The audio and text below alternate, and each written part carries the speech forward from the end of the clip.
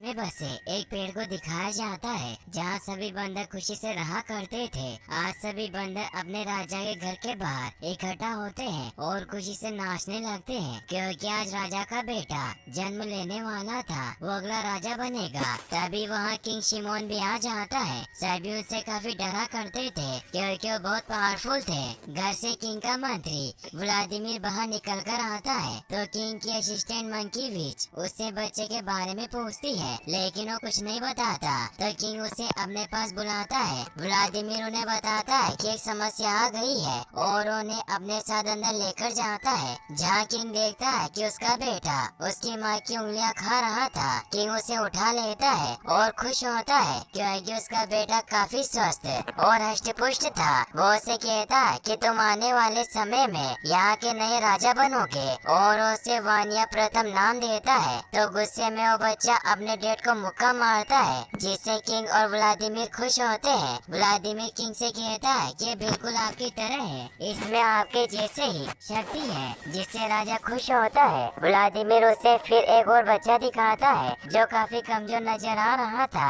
King उसे पूछते हैं कि बच्चा किसका है, तो व्लादिमीर उन्हें बताता है कि आपके दो बच्चे जन्मे हैं, जिसमें से पहला है, इसीलिए ये होने वाला राजा बनेगा। किंग देखता है कि वो बच्चा बहुत छोटा और कमजोर है, जिससे वो गुस्सा होने लगता है। तभी वहाँ उनके असिस्टेंट विच भी आ जाती है जो राजा को कहती है कि ये बच्चा हमारे जैसा नहीं है, ये कुदरत की गलती है, इसीलिए जिंदा नहीं बचेगा, हमें इसे मार देना चाहिए। प्रजा इसे राजा के रूप में स्वीकार नहीं करेगी। राजा भी अपने दोनों बच्चों को हाथ में लेकर देखता है कि उसका पहला बेटा काफी छोटा और कमजोर है, इसीलिए अपने मंत्री व्लादिमीर को उस बच्चे को मारने के लिए दे देता है क्योंकि रानी अभी गहरी नींद में थी। व्लादिमीर उस बच्चे को एक भेड़िए को खिलाने के लिए बाहर आ जाता है और उसे नीचे फेंकने की कोशिश करता है, मगर उसके हाथ से अलग नहीं होता।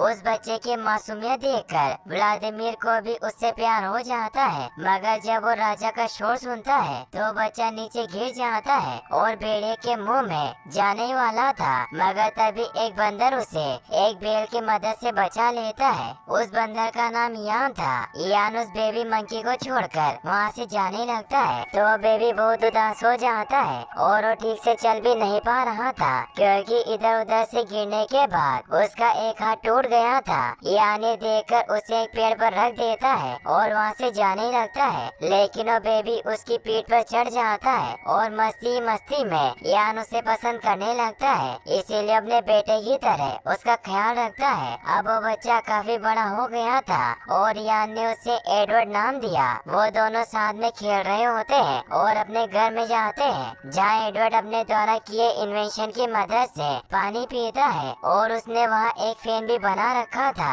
क्योंकि उसका दिमाग काफी तेज था। एडवर्ड देखता है कि उसने जिस जगह पर खाने के अंजीर छिपाए थे वो वहाँ नहीं है। यान उसे कहता है कि वो तुमने खाए होंगे। तभी वो देखता है कि उसके अंजीर एक चूहा लेकर भाग रहा था, इसीलिए एडवर्ड उसे पकड़ने की कोशिश करता है, लेकिन वो बार बार नीचे गिर जाता है। यान को एक आइडिया आता है और वो उस चूहे को पकड़ने के लिए एक ट्रैप बनाता है ताकि वो उसके अंजीर ना खा पाए, और वो यान से कहकर एक बोस को छीलकर फूंक मारकर एक चिपचिपा पदार्थ बनाता है, जिससे यान दूर गिर जाता है। एडवर्ड थोड़ा चिंतित होता है, उसे लगा कि यान मर गया, लेकिन यान को होश आ जाता है क्योंकि वो बिल्कुल ठीक था। एडवर्ड देखता है कि उस लकड़ी से जो पदार्थ बना था उससे किसी भी चीज को चिपकाया जा सकता है। तभी उन दोनों को नगाड़ों की आवाज सुनाई देती है। एडवर्ड काफी खुश होता है क्योंकि बंदरों के कोको बॉल गेम का विपुल होता है, जो गेम शुरू होने पर बजाया जाता था। एडवर्ड यान से कहता है कि हमें भी वहाँ इसे देखने जाना चाहिए, मगर यान मना कर देता है क्योंकि उसे सालों पहले ही झुंड से निकाल दिया था। सभी उसे पागल समझते थे। यान उसे कहता है कि अगर हम वहाँ गए तो हमें बहुत मारेंगे। तो एडवर्ड उसे कहता है कि अगर वो तुम्हारे साथ बुरा बर्ताव करे तो तुम भी उन्हें अपना गुस्से वाला रूप दिखाना, मगर यान फिर भी नहीं मानता और वहीं बैठ जाता है। तो एडवर्ड उसे कहता है कि तुम मेरे साथ नहीं चले तो मैं यहाँ से कूद जाऊंगा, क्योंकि अपने एक हाथ की वजह से वो पेड़ पर छलांग नहीं लगा सकता था। जब यान उसकी तरफ ध्यान नहीं देता तो सचमुच कूद जाता है, इसीलिए यान भी उसे बचाने के लिए कूद जाता है और वो दोनों राजा के इलाके में छिपकर कोकोबॉल मैच देखने लगते हैं जिसमें राजा का बेटा वान्या भी गेम खेल रहा होता है और वो काफी बड़ा और ताकतवर हो गया था, इसीलिए आसानी से गोल करता जा रहा था। सभी इससे काफी खुश होते हैं, किंग भी खुश थे। इयान गेंद की तरफ अट्रैक्ट होता है तो एडवर्ड उसे समझाता है कि हम बाहर नहीं जा सकते वरना सभी हमें देख लेंगे। मगर जब वो गेंद इयान के पास से गुजरती है तो इयान खुद पर काबू नहीं कर पाता और उस गेंद को पकड़ने के लिए जंप लगा देता है, जिससे इयान और एडवर्ड गेंद के साथ नीचे गिर जाते हैं और वो बॉल एक पत्थर के अंदर जाकर फंस जाती है। सभी बंदर इयान पर गुस्सा होने लगते हैं क्योंकि उसकी वजह से उनकी बॉल खो गई थी। वो उसे मारने लगते हैं। ये देखकर एडवर्ड एक लकड़ी की मदद से उस बॉल को बाहर निकाल लेता है। सभी ये देखकर हैरान रह जाते हैं कि एडवर्ड ने गेंद कैसे बाहर निकाली। एडवर्ड उन्हें बताता है कि मैंने ये सब एक खास पदार्थ की मदद से किया जो लकड़ी से निकलता है और इससे किसी भी चीज को पकड़ा जा सकता है। अब वान्या भी एडवर्ड के पास आ जाता है और उससे ऊपर उठाकर गेंद बाहर निकालने के लिए थैंक्स कहता है तो एडवर्ड वान्या को कहता है कि मेरे पास कोको कोला गेम को अच्छा बनाने का विचार है, हम एक फील्ड बना सकते हैं। मगर वान्या उसे कहते हैं कि यहाँ के नियम कभी नहीं बदलते। तभी विच और व्लादिमीर देखते हैं कि एडवर्ड के पैर की एक उंगली छोटी है, जिससे वो पहचान जाते हैं कि वो महाराज का पहला बेटा है। इससे वो परेशान होते हैं क्योंकि महाराज ने उन्हें उसे मारने को कहा था।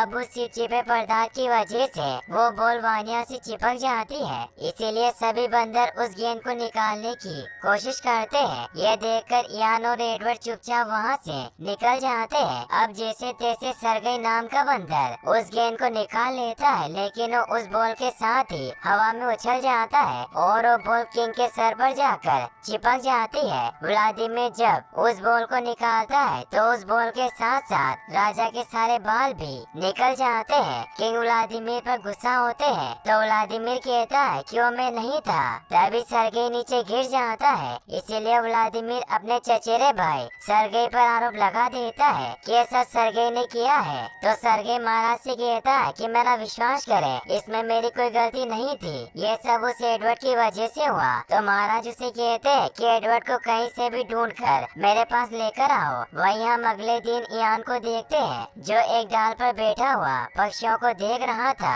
एडवर्ड उसके पास आता है और उसे पूछता है कि क्या तुम अभी भी सफेद पर्वत के बारे में सोच रहे हो, जहाँ बहुत सारे पेड़ पौधे हैं और वहाँ बहुत जानवर रहते हैं, लेकिन ऐसी कोई जगह नहीं है। मैंने पहले भी तुम्हें इस बारे में बताया था। इयान उसे बताता है कि मेरी माँ वहीं रहती थी। तो एडवर्ड उसे कहता है कि तुम्हारी माँ कई सालों पहले मर चुकी है और वो कभी वापस नहीं आएगी, इसीलिए तुम्हें इस बारे में भूलना होगा। इयान उसे कहता है कि बर्ड सफेद पर्वत की तरफ जा रही है और ये सब मुझे उन बर्ड ने बताया है, लेकिन एडवर्ड उसकी बात पर विश्वास नहीं करता क्योंकि उसे भी लगता था कि वो थोड़ा पागल है। तभी वहाँ सरगई आ जाता है जो उन्हें बताता है कि राजा ने तुम्हें मिलने बुलाया है। एडवर्ड इससे खुश होता है, मगर इयान डरकर नीचे छिप जाता है, इसीलिए एडवर्ड अकेले ही सरगई के साथ जाता है। एडवर्ड राजा के सामने जाता है तो राजा उसे पूछते हैं कि तुम कौन हो, क्योंकि उन्हें नहीं पता था कि उनका बेटा है।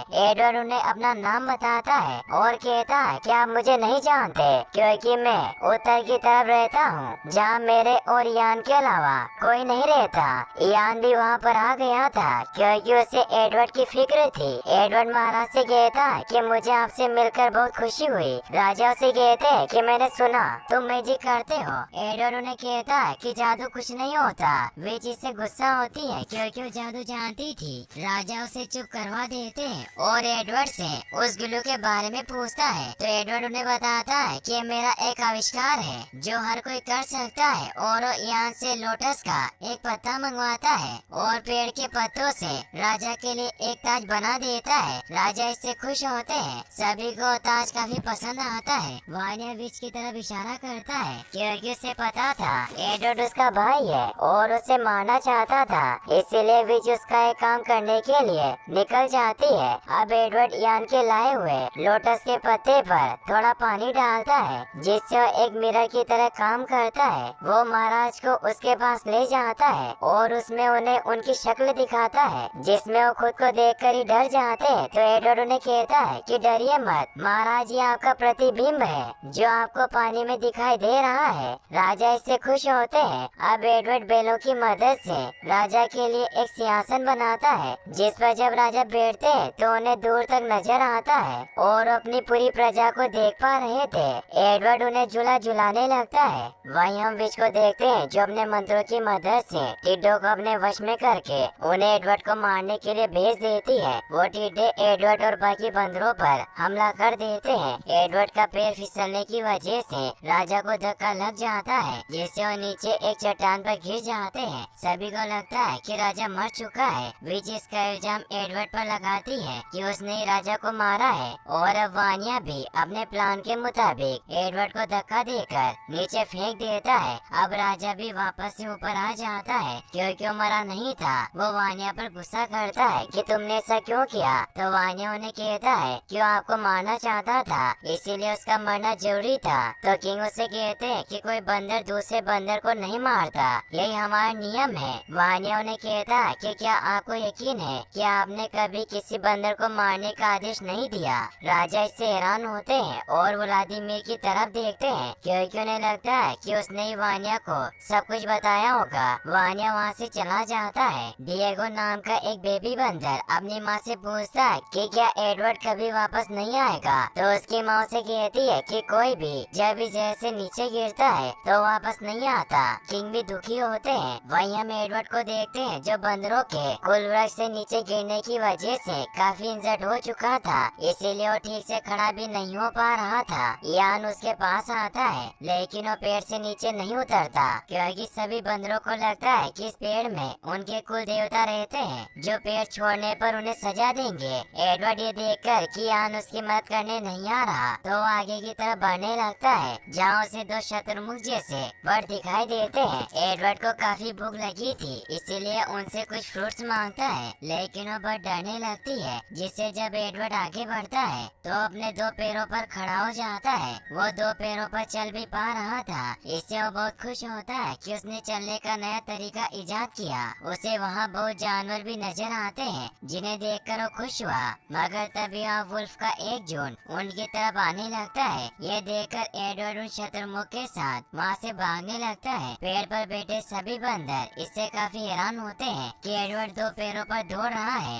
एडवर्ड अब राइनो के झुंड से होता हुआ आगे बढ़ता है। अब वो राइनो भी वुल्फ के डर से एडवर्ड के पीछे भागने लगते हैं। एडवर्ड गलती से उन राइनो को पेड़ की तरफ ले आता है और वो सभी पेड़ पर हमला करने लगते हैं। मगर तभी वहाँ किंग आ जाते हैं, जो अपनी पावर से उन राइनो को रोकने लगते हैं। लेकिन एक राइनो एडवर्ड के ऊपर हमला करने वाला था, इसीलिए एडवर्ड को बचाने के लिए उसके सामने आ जाते हैं, क्योंकि उन्हें पता चल गया था कि एडवर्ड उनका बेटा है। किंग की हालत अब काफी खराब होती है। वो एडवर्ड से कहते हैं कि मैं तुमसे माफी चाहता हूँ, तुम मेरे बेटे हो, लेकिन आज तक मैंने तुम्हें बात नहीं बताई। ये कहते हुए वो अपना दम तोड़ देते हैं। वानिया एडवर्ड को कहता है कि पिताजी पागल हो गए हैं, तुम मेरे भाई नहीं हो। ये कहकर उसे धक्का दे देता है और अपने डेट को लेकर वहाँ से निकल जाता है। एडवर्ड इससे काफी परेशान होता है कि किंग उसके फादर थे। वहीं अब वानिया अगला राजा बन जाता है, क्योंकि किंग मर चुके थे।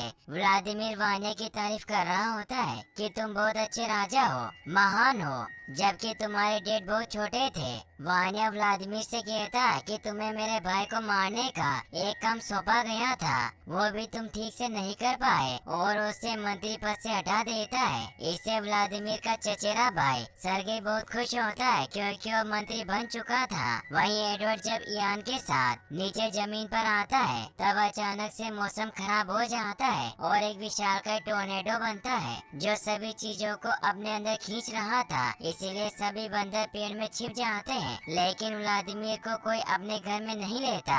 इसीलिए वो विच के पास जाता है, लेकिन उसका हाथ छोड़ देती है, जिससे व्लादिमीर टोर्नेडो में चला जाता है। नीचे एडवर्ड भी टोर्नेडो से बचकर भाग रहा था, लेकिन वो भी उसके अंदर चला जाता है। वो देखता है कि बहुत सारे जानवर उसके अंदर है। तभी उसे एक और बंदर की फैमिली दिखाई देती है, जिसमें लूसी नाम की फीमेल मंकी अपने परिवार से अलग हो जाती है। एडवर्ड को उसे देखते ही उससे प्यार हो जाता है, इसीलिए उसकी तरफ बढ़ता है, मगर वो तूफान की वजह से नीचे आ जाता है। एडवर्ड उसे बचाने के लिए पेड़ से एक बेल बांधता है और किसी तरह लूसी का हाथ पकड़ लेता है, मगर वो एक चट्टान से लटक जाते हैं। एडवर्ड किसी तरह लूसी को पकड़कर ऊपर लाने की कोशिश करता है, मगर रस्सी टूट जाती है और वो नीचे गिरने लगते हैं। लेकिन तभी इयान आकर उन्हें बचा लेता है। एडवर्ड इससे खुश होकर उसकी तरफ थम्स अप करता है, जिससे इयान भी जब ऐसा करता है तो बहुत दूर चला जाता है। एडवर्ड लूसी को ऊपर ले आता है। अब मौसम भी पहले की तरह नॉर्मल हो जाता है। लूसी को जब होश आता है तो काफी अग्रेसिव हो जाती है और एडवर्ड पर हमला करने लगती है।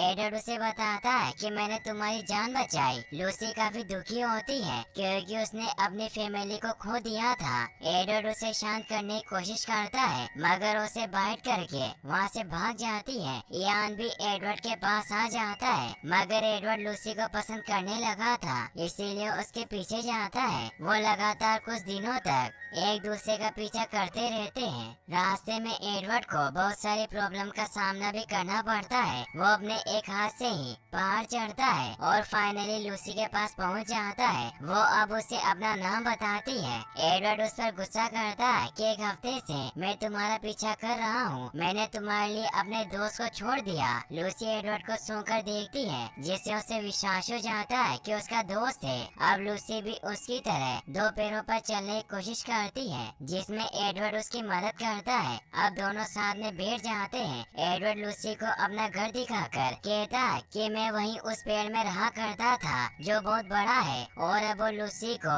अपने साथ लेकर पेड़ की तरफ बढ़ने लगते हैं। रास्ते में एडवर्ड लूसी को बताता है कि सभी तुमसे प्यार करेंगे, मैं राजा का भाई हूँ। रास्ते में जब वो लावे में से गुजरते हैं तो एडवर्ड एक लकड़ी की मदद से आग जला लेता है। पहले तो उसे कुछ समझ नहीं आता कि ये चीज क्या है। वो आग को लूसी से टच करता है, जिससे उसे दर्द होता है, लेकिन जब वो देखता है कि आग से उजाला हो रहा है तो दोनों आग की मदद से अपने कुलवृक्ष की तरफ बढ़ने लगते हैं। वहीं वो विच भी उन्हें आते हुए देख लेती है। सभी काफी डर जाते हैं कि एडवर्ड आग लेकर उनकी तरफ बढ़ रहा है। सभी बंदर उसे देखकर खुश होते हैं, मगर वानिया खुश नहीं होता और उसे कहता है कि तुम आग को लेकर यहाँ क्यों आए हो। वो सभी आग से डरा करते थे। एडवर्ड उसे कहता है कि आग मेरी दोस्त बन चुकी है, जिससे हम अंधेरे में देख सकते हैं, मगर गलती से वो आग से एक छोटा पेड़ जला देता है, जिससे सभी डर जाते हैं। विच सभी से कहती है कि एडवर्ड की वजह से हम खतरे में हैं, इसकी वजह से ही तूफान आया। अब सभी उस पर पत्थर फेंकने लगते हैं। सर्गे लूसी को पकड़ लेता है और उस पर हमला करता है। ये देखकर वो दोनों वहाँ से भाग जाते हैं। इससे वानिया खुश होता है। लूसी दूर आकर एडवर्ड से कहती है कि तुम तो अपनी फैमिली की बहुत तारीफ कर रहे थे, मगर उन्होंने हम पर हमला किया, अब हम कहाँ जाएंगे। तो एडवर्ड को एक आइडिया आता है और वो वुल्फ की गुफा में आ जाता है। वो वुल्फ को आग से डराकर वहाँ से भगा देता है। लूसी उस गुफा को देखकर बहुत खुश होती है, क्योंकि वो काफी बड़ी और उनके लिए सुरक्षित थी। अब लूसी को भी एडवर्ड से प्यार हो गया था, इसीलिए उसे किस करती है। पेड़ से सभी ये देख रहे होते हैं। अगले दिन अब लूसी एडवर्ड को फल तोड़ना और निशाना लगाना सिखाती है, मगर एडवर्ड ज्यादा दूर तक पत्थर नहीं फेंक पाता। मगर जब उसे लूसी सिखाती है तो वो धीरे धीरे सीख जाता है। रात तक वो बहुत सारा खाना इकट्ठा कर लेते हैं। सभी बंदर पेड़ से ये देख रहे होते हैं, इसीलिए अब उनकी भी नीचे जाने की इच्छा होती है। लूसी और एडवर्ड अब पत्थर और लकड़ी की मदद से आग जलाना भी सीख जाते हैं। अगले दिन एडवर्ड जब एक जानवर का शिकार कर रहा होता है तो एक फ्लाइंग डायनासोर उसे उठाकर ले जाने लगता है। ये देखकर लूसी उस डायनासोर पर हमला करके उसे मार गिराती है। अब एडवर्ड एक भेड़िए को भी अपना पेट बना लेता है। रात को लूसी अपने शिकार किए जानवरों को कच्चाई खाने लगती है। एडवर्ड को ये पसंद नहीं आता, इसीलिए उसे आग में डाल देता है, जिससे उसे खुशबू आती है और अब वो जानवरों को पकाकर खाने लगते हैं। इसकी खुशबू पेड़ के बंदरों के पास भी पहुंच जाती है, इसीलिए वो भी नीचे जाने की सोचते हैं। लेकिन तभी पेड़ की आत्मा की आवाज आती है, जिससे सभी डर जाते हैं। मगर डिएगो नाम का बच्चा उस आवाज का पीछा करता है, जिससे उसे पता चल जाता है कि विच आवाज निकाला करती थी ताकि सभी बंदर पेड़ छोड़कर न जाए। विश डिएगो को मारने लगती है, मगर तभी वहाँ सभी बंदर आकर उसे बचा लेते हैं और अब सभी बंदर नीचे एडवर्ड के पास जाने लगते हैं। अब एक एक करके सभी बंदर पेड़ छोड़ देते हैं। अब पेड़ पर वानिया और उसकी रानी गुदुलाई बसती है। वानिया काफी गुस्सा होता है क्योंकि अब उसकी प्रजा उसके साथ नहीं थी। सभी बंदर एडवर्ड की गुफा के पास पहुंच जाते हैं, जो उनसे खाना और रहने की जगह मांगने लगते हैं। लूसी उन्हें वहां से भगाने लगती है क्योंकि पहले उन्होंने उसे बहुत मारा था,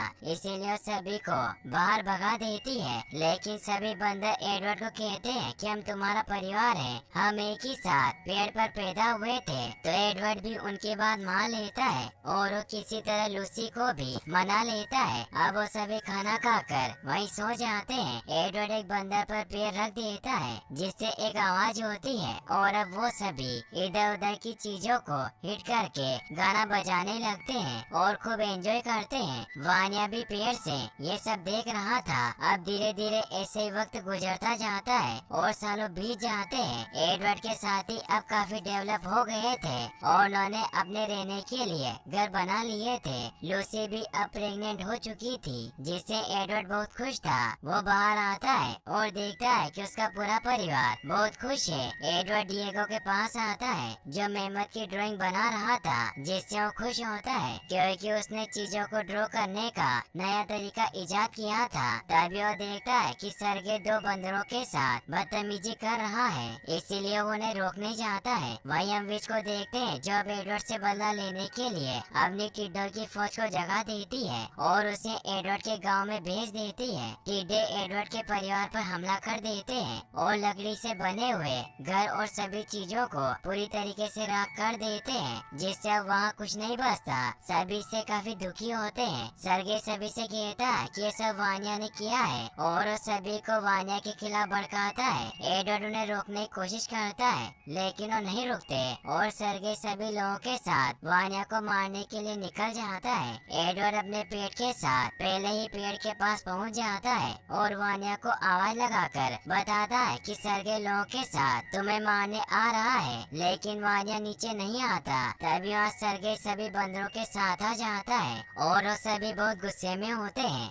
वानिया भी नीचे आ जाता है। सरगे उसे कहता है कि तुमने हमारे गांव में टिड्डे बेचे और सब कुछ बर्बाद कर दिया, इसीलिए हम तुम्हें नहीं छोड़ेंगे। और वो पेड़ की जड़ों को काटने लगते हैं ताकि उस पेड़ को काटकर वानिया से भी उनका घर छीन सके। ये देखकर वानिया उन पर हमला कर देता है। वानिया एक एक करके सभी को मारने लगता है। ये देखकर वो सभी साथ मिलकर उस पर हमला करने लगते हैं। एडवर्ड उन्हें रोकने की कोशिश करता है लेकिन वो दूर गिर जाता है। अब पेड़ में भी आग लग जाती है और सभी वानिया को पकड़ लेते हैं। सरगे उसे मारने लगता है मगर वानिया खुद को छुड़ाकर किसी तरह सरगे पर हमला कर देता है। एडवर्ड देखता है कि गुदुला पेड़ पर फंसी हुई है, इसीलिए वो किसी तरह उसे नीचे लाकर बचा लेता है और यहाँ से दूर भगा देता है। मगर तभी एक लकड़ी एडवर्ड के ऊपर गिर जाती है, जिससे उसके नीचे दब जाता है। पेड़ पर आग काफी ज्यादा बढ़ चुकी थी, इसीलिए सभी वहाँ से भाग जाते हैं।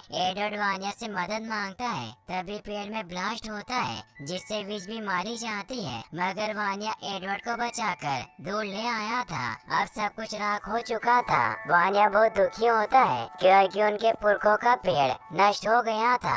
एडवर्ड उसे कहता है कि ये सब मेरी वजह से हुआ। तो वानिया उसे कहता है कि इसमें तुम्हारी कोई गलती नहीं थी, मैं सत्ता के लालच में अंधा हो गया था, इसीलिए मैं तुम्हें मारना चाहता था। एडवर्ड कहता है कि तुमने मेरी जान क्यों बचाई। तो वानिया दो पैरों पर खड़ा होता है और एडवर्ड से कहता है कि तुम मेरे भाई हो। अब वो दोनों गले लग जाते हैं और बहुत खुश होते हैं। अब वहाँ बाकी सभी बंदर भी आ जाते हैं। लूसी एडवर्ड को जिंदा देखकर बहुत खुश होती है। सरगे सभी से कहता है कि अब हमारे पास कुछ नहीं बचा, चारों तरफ रेगिस्तान है, इसीलिए हम ज्यादा समय तक जिंदा नहीं बचेंगे। सभी इससे डर जाते हैं। एडवर्ड सभी को शांत करने की कोशिश करता है लेकिन वो नहीं सुनते। तभी एडवर्ड की नजर कुछ बर्ड पर जाती है जो पहाड़ों की तरफ बढ़ रही थी। वानिया सभी को शांत करता है और एडवर्ड सभी को बताता है कि मैं एक ऐसी जगह जानता हूँ जहाँ सभी के पास अलग अलग पेड़ होंगे, झरने होंगे, फल फ्रूट होंगे। तो सभी खुश हो जाते हैं और अब वो सभी पक्षियों के पीछे पीछे